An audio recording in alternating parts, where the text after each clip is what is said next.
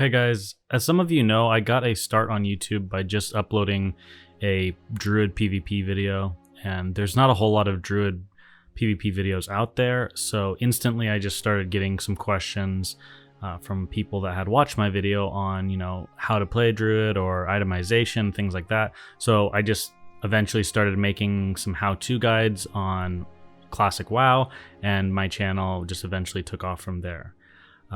Classic WoW in general was one of those games that had a lot of how-to guides and informational stuff out there just because it was a re-release of a game that had already been out before, so people had a very good understanding of how the game worked.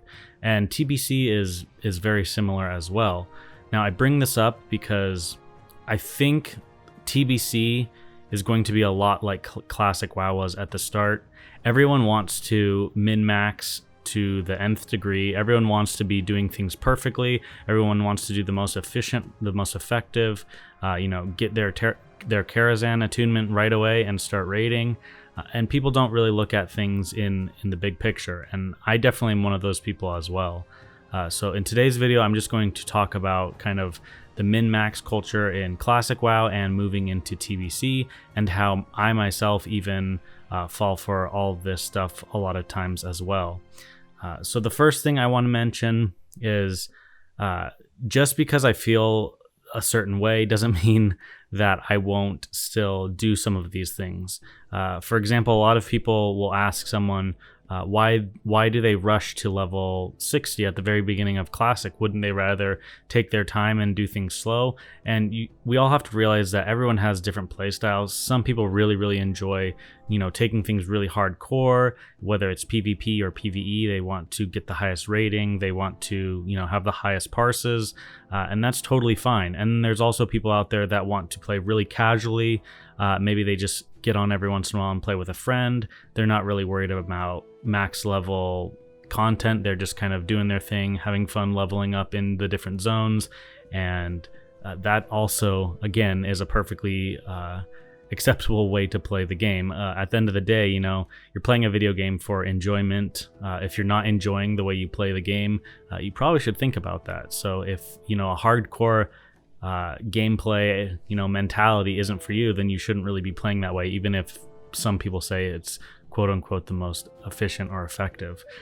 The reason why all this was kind of brought up for me recently was my post about Skullflame Shield not being worth the gold in comparison to another alternative that you can get, which is the Petrified Lichen Guardian, or whatever it's called.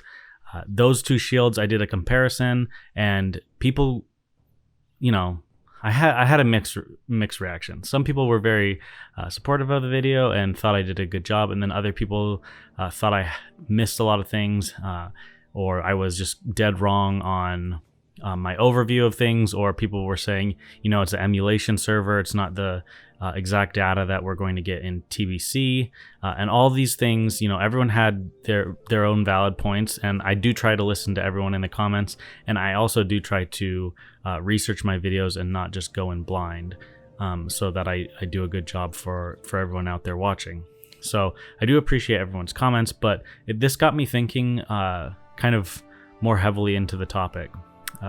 We didn't really see mage boosting being talked about early on in TBC, so we can't really look back and see how things went that way, because mage boosting kind of wasn't really an expected thing to turn out kind of the way it has, where it's kind of taken on a life of its own. But anyways, so those two shields, the thing that I think is so crazy about it is everyone is caught up with the fact that you need to get Skullflame Shield, or you need to get Petrified Lichen Guardian. You have to realize that there's going to be a lot of people out there boosting different players, and they're going to be successfully boosting other players with completely garbage gear or no shield anywhere near these shields, and they'll be doing a fine job of it. We have to realize that all the mages out there boosting right now, they don't have the best in slot gear. They don't have the perfect setup. Some charge less than others, some are more efficient than others, but in general, we have to understand that AoE farming as a paladin doesn't come down to the shield that you have. And that's kind of just a broader thing in terms of classic WoW in general and TBC is we always get caught up in the fact that things have to be a specific way to work or function correctly. And this isn't obviously the way that the game was intended to be played. For example, there's going to be people out there that successfully AoE farm and still AoE boost as mages. It might not be the fastest, they might not charge the most, but it's the same thing that, on some servers you see warriors willing to boost people in stockades. They might charge a little less, their runs might take a little bit longer, but they still do a good job. So in general, we just have to understand that that's kind of the whole takeaway with games in general is everyone should be having a fun time. Everyone should be enjoying what they do. If you're not enjoying playing a certain class, then you shouldn't play it just because it does the most DPS.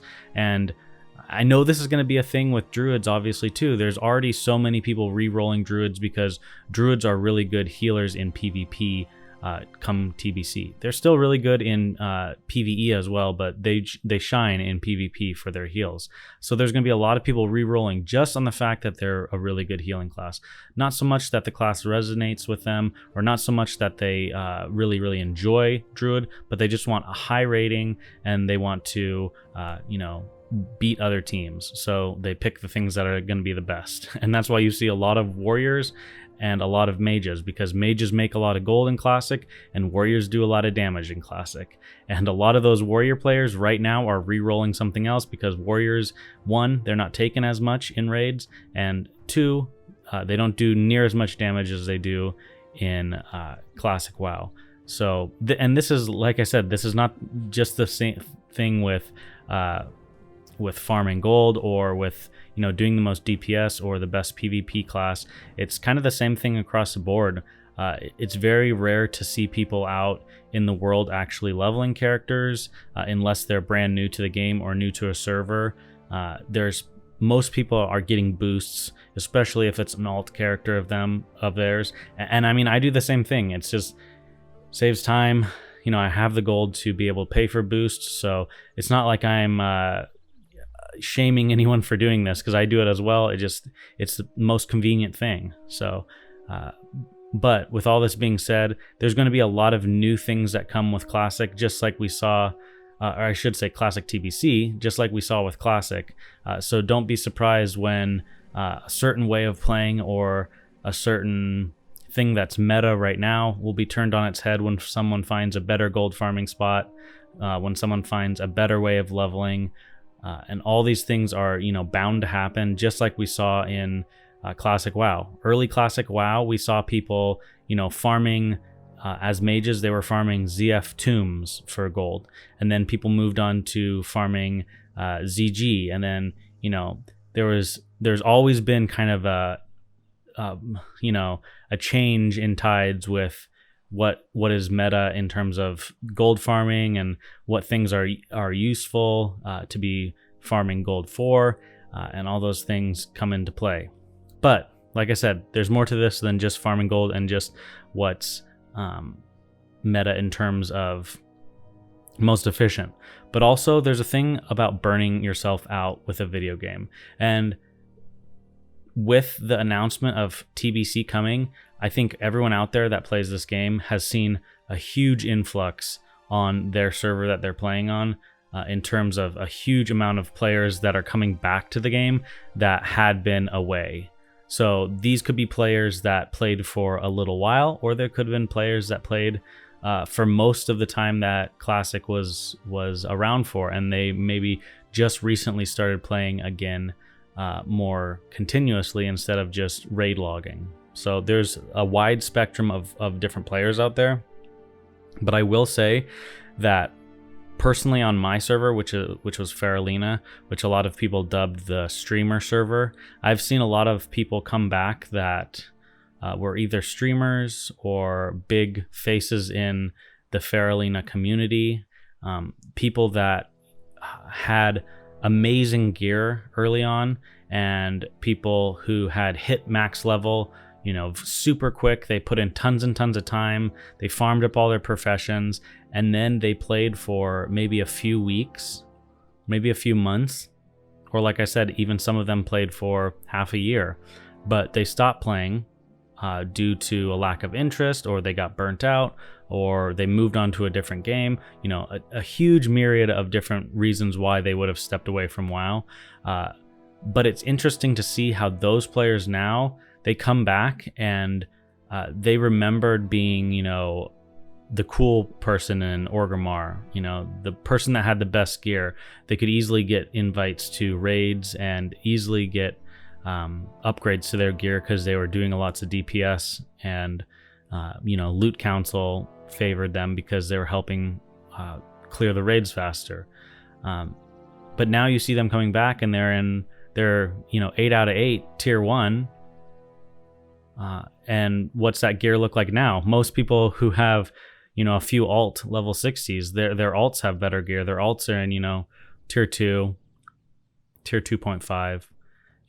They have better gear than some of these people that were the pillar of their server. You had those people that got tier 1 before anyone else, and they were always standing around in Orgrimmar. Those kind of people that went away from the game and have just now come back. So like I said, and this is not me shaming anyone, because like I said, everyone plays the game differently, and if that's what's fun to you, to quickly level up and kind of go all in 100% into the game for a while and then kind of peter off and quit, then that's the way you enjoy playing the game. And then you move on to your next game and kind of go hardcore in that game as well. And I know a lot of people that play that way, and more power to them. If that's how you enjoy playing, that's totally fine. But for the people out there that are casuals, that feel like they're going to be left behind, or I see a lot of people say that, come back to a game a while later and say like, oh, is it too late to get started into a certain game? And that's kind of my point here, is you can play the game any way you see fit. If you are one of those people that you're going to slowly level to 60, and now when TBC comes out, you're planning on, slowly leveling in TBC, you plan on enjoying the questing, you're not in too much of a hurry to get to 70 right away. You're going to do raids, but, kind of on a casual basis, where you kind of jump in when you see one in trade chat, and you kind of just go with the flow, and you're not in any hurry to get anything done. You probably will do some arena, but on no level of seriousness, and you don't really have any aspirations of trying to get a PvP title like Gladiator, and that just with the way you are at the game and your skill level, you couldn't get there even if you wanted to.